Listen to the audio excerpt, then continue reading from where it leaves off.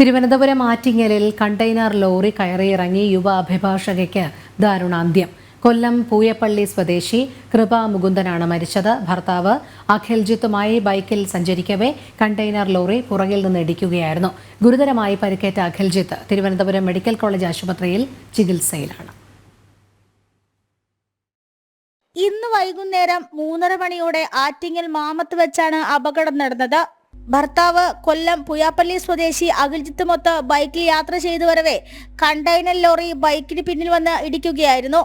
ഇടിയുടെ ആഘാതത്തിൽ റോഡിലേക്ക് തെറിച്ചു വീണ കൃപയുടെ ദേഹത്തുകൂടി കണ്ടെയ്നർ ലോറി കയറി ഇറങ്ങി.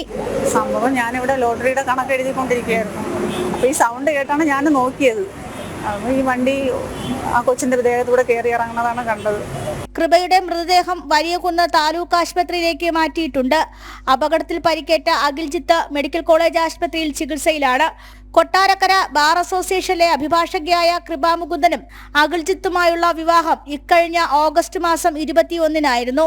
രാവിലെയും വൈകുന്നേരവും തിരക്കുള്ള സമയത്ത് ഹെവി വാഹനങ്ങൾക്ക് യാത്രാവിലക്ക് നിലനിൽക്കുമ്പോഴും ഇത്തരത്തിൽ അപകടങ്ങൾ സംഭവിക്കുന്നത് പതിവാണെന്നും നാട്ടുകാർ ചൂണ്ടിക്കാട്ടുന്നു. ജനം, തിരുവനന്തപുരം.